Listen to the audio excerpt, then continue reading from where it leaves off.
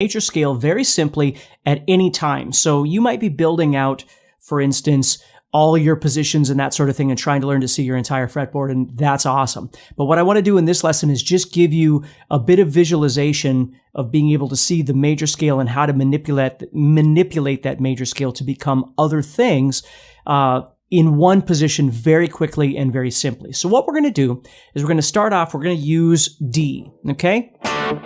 So instead of going to D on the 6th string and then building all of that out, what I'm going to do is I'm going to visualize these things coming off of the 5th string. So for instance, my D is sitting right here at the 5th fret of the 5th string. So if I was going to build out my major scale, I've got my major scale sitting right here. I'm going to put my first finger on D, and I'm going to play what's called a spread fingering. I'm going to play D, E, F sharp, and then I'm going to move over to G, A, B, and then I have C sharp, and then finally D. Now let's talk about that for a second. So what I want you to notice here, the first thing I want you to notice is the visual symmetry that's happening here. I'm playing 2 what we call spread fingerings, and then I move up and play right there, okay? So we have that happening. Now, the reason why I like to play this, there's a number of reasons why I play this as a spread fingering, and I'm going to show you the what I call closed position as well. But with the spread fingering, what's nice about it is because you're starting on the first finger, you're actually able to visualize your intervals. It's not just a shape that you're learning, but you can actually see root to 2nd, to 3rd, to 4th, to 5th, to 6th, to the 7th, and then the root. So if you wanted your 1, 4, 5, or your notes of your arpeggio, for instance, your root 3rd, 5th, or your major 7th, or whatever, you can see them all laid out very easily in front of you.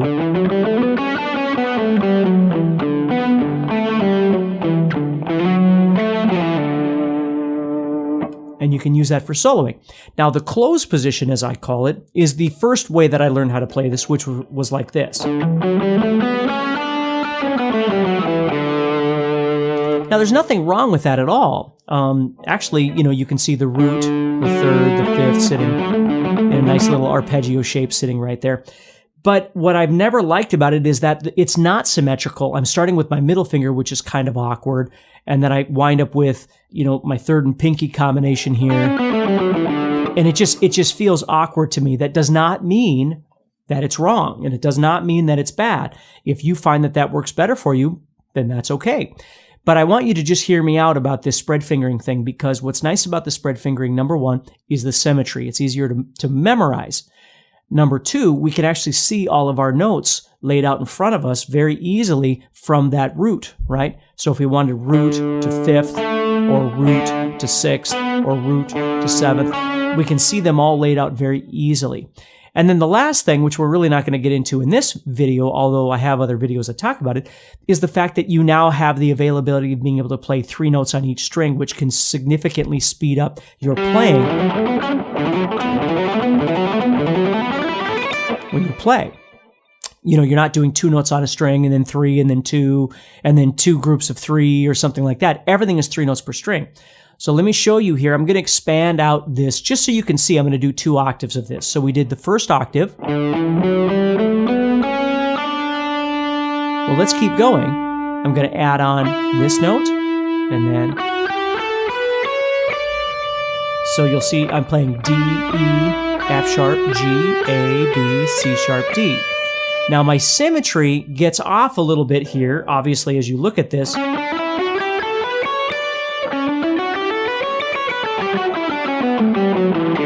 But you can also see that it's 3 notes on each string as I play.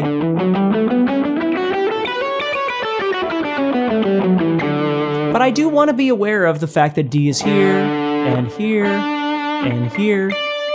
So I can always figure out, well, there's D, so there's my root, my 2nd, 3rd, 4th, 5th, 6th, major 7th, right? Major 7th, 6th, 5th, 4th. You see? So I can get used to being able to visualize these intervals. Now, again, it's just a different way of seeing your fretboard. You might be, again, learning all of those positions and how to connect them all together, and that's great. At some point, I would still recommend to you, even if you're doing that, to learn to visualize your intervals. That way you can see where your root and your third and your fifth, or whatever it is you might be looking for, where it exists in there. Whether or not you're actually putting names to it, which again is another level, and it's important to be able to do that. But at the very least, you'd be able to look and go root, third, fifth, right? Or whatever it is you're trying to do. If you want the fourth, you can see it right there. Maybe you're playing a 1, 4, 5, and for some reason your brain's not really working, and you think, well, what is the 4? Well, you can think and go, oh, it's G. You see? So you can use it in a number of different ways. So that's the first thing for us to learn is how to just find a position of major very quickly from anywhere. Maybe we just play the 1 octave, maybe we do 2 octaves, whatever, but we find it very quickly. So if we want to be in the key of B, okay, well, we find B, and we do the exact same thing. Or want to be in the key of E, we go up to E. Or the key of A, we move up to A. And we can find it anywhere we want to go. Now, let's say we wanted to find the relative minor to any of these, the relative minor. Okay, so we're in D right now. So if we want to find the relative minor, again, we could use our theory if we know our theory, and we could go, well, it's the 6 chord, so D, E, F sharp, G, A, B. It's B minor, which it totally is. Okay, but what we could also do is if we're starting on D, we could move back 1, 2, 3 frets. See how I did that? 1, 2, 3 frets. If I think about the notes of my scale, I have D, I also have F sharp, or excuse me, C sharp. I don't mean to call it F sharp, C sharp, and I also have B. So that's how I'm getting there, is I'm just moving back 1, 2, 3 notes in my scale. But if you can visualize it very quickly, it's just thinking 1, 2, 3 frets back. And then I'm going to play the same notes that I played in D, but starting on B. So I'm going to play B, C sharp, D, E, F sharp, G, A, B.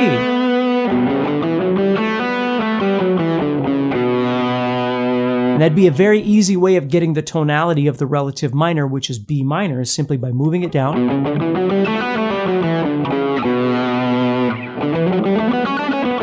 Now the question always arises, do I really have to move to play in B minor? Couldn't I stay in D major? Because aren't they the same thing? And they are. They have the same notes. They have the same chords. The difference is what note, aka what chord, are you emphasizing? If you're in D major, of course you're emphasizing the D major chord. If you're in B minor, you're still in D major, but you're emphasizing the B minor chord. So could you stay in D? And the answer is, of course you could. But you'd want to find your B, right?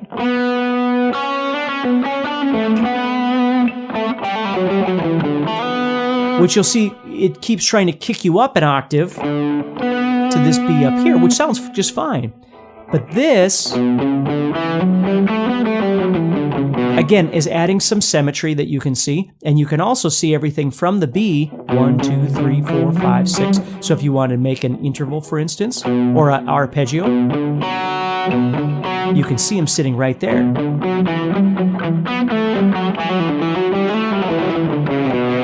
So it's really nice to be able to visualize that. So that's a simple way that you could get to the relative minor. Okay? Now, the next step is that we can take this whole idea and say, okay, well, let's say we're in D major, okay? But we want a different mode in D, okay? Let's say we wanted D minor, D Aeolian, which is not in the key of D. It's a completely different key, right? We can take this scale and we can lower 3 of the notes. 1, 2, 3, the 3rd, 4, 5, 6, the 6th, and the 7th. And now we're in D minor. And of course, it's going to look just like B minor, right? But we're in D. So we lowered the 3rd, the 6th, and the 7th to get minor. Let's say we wanted Dorian. Okay, well, Dorian is minor with a major 6. So then we'd have 1, 2, 3, 4, 5, 6. And that's how we could get Dorian.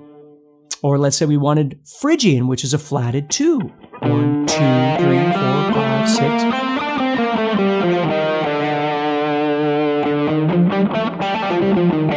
You see, just simple edits like that, instead of looking at your whole fretboard and then trying to figure out the key and all this sort of thing, which again, don't get me wrong, we want to see the bigger picture. I'm just saying if you find yourself in a pinch and you've got to figure out something very quickly, you could take this major position and you could find the relative minor. Or you could take this major position and edit this major position to accommodate whatever you need. If you need minor, you lower the third, the sixth, and the seventh. If you need Dorian, you raise the sixth. If you need Phrygian, you lower the two, you see? So you just get used to these simple ideas. Let's go through the major ones. If we were in major and we wanted Mixolydian, we would flat the seven.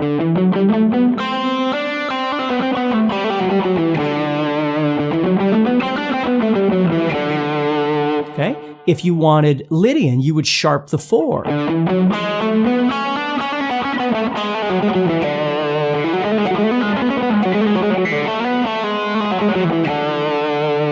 You see? So that's a really easy way of being able to find virtually anything that you would want anywhere on the fretboard in a very short amount of time.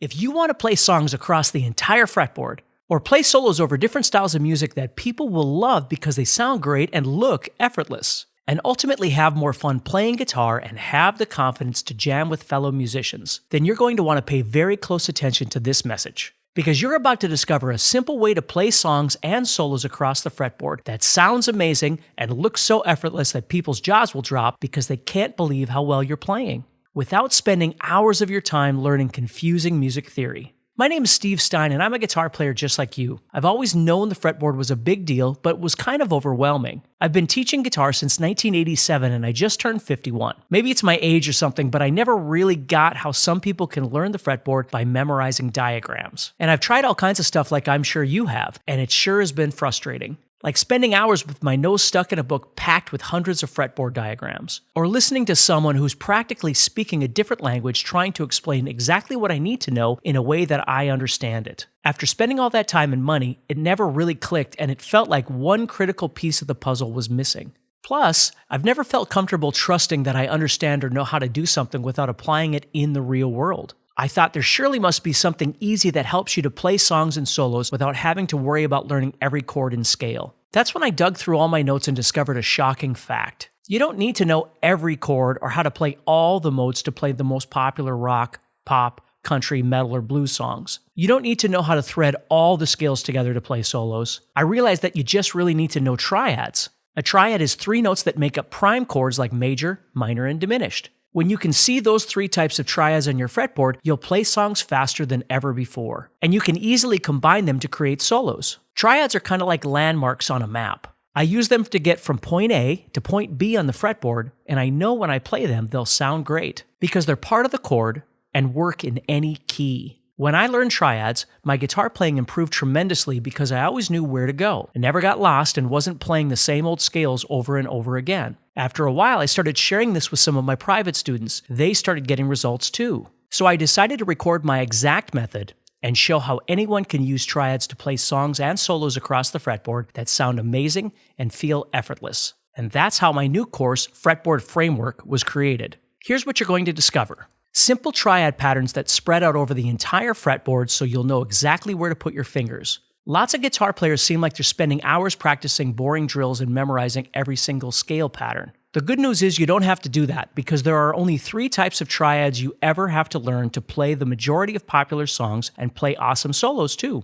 This 2-hour course is completely online and broken down into short, easy-to-digest videos where I show you exactly how to use triads to play songs and solos across the fretboard. The first few videos explain exactly what a triad is and demonstrate how the 3 main types of triads, major, minor, and diminished, allow you to play creative harmonies and melodies. They're also powerful for playing songs because you'll learn new voicings so you won't be stuck playing big, blocky chords and your guitar playing will sound more interesting. You can even use triad arpeggios in your solos to create melodic lines that don't sound like you're just playing a boring scale. I show you where the triads are across the fretboard so you'll know exactly where to put your fingers. In the last half of the course, I show you how to unlock the fretboard with the cage system and how to apply everything you learned to play over some jam tracks. This will allow you to really wire triads into your guitar playing and help you see the fretboard in a whole new way. You get lifetime access to my Fretboard Framework course so you can go at your own pace Watch the videos again and again until you're ready for more. The videos are short and easy to understand, so you never get bogged down with a bunch of useless information that won't improve your guitar playing. Similar good courses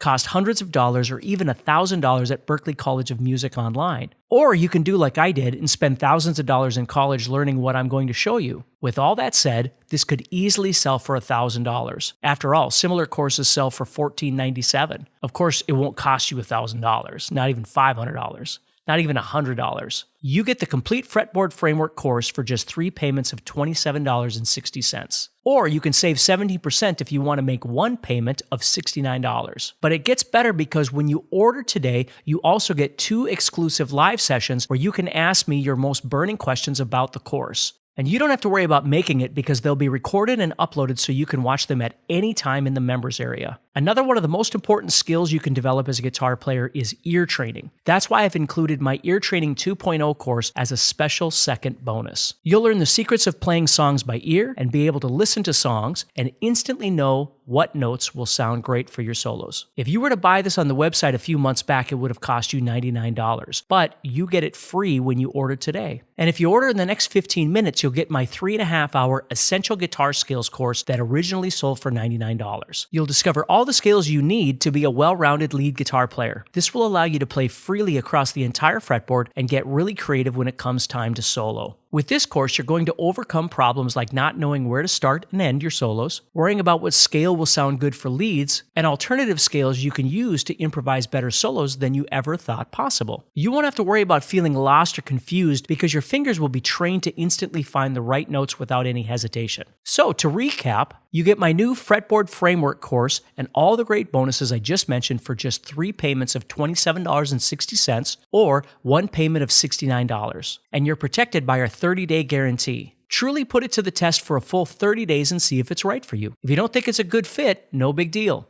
Just contact our friendly support team and they'll issue you a full refund or exchange. No questions asked, no receipt required. However, I can only offer this price and bonuses for a short time. After that, the price increases to $199 and the bonuses will not be included. So click the button below and get started today. As soon as you place your order, you'll get a receipt in your email with instructions on how to access the course. You'll also get a spot in the 2 live sessions and immediate access to the Ear Training 2.0 and Essential Guitar Skills bonus courses. If you want a simple way to play songs and solos across the fretboard that sounds amazing and looks so effortless that people can't believe how well you're playing without spending hours of your time learning confusing fretboard diagrams, then you're absolutely going to love Fretboard Framework. And it's simple to get started. You log into the course and watch the first short video, and as you build your skills, you move to the next video, always at your own pace. You can watch and repeat lessons as many times as you need. Remember, this could easily sell for $1,000, but you can have it today for 3 payments of $27.60 or one payment of $69.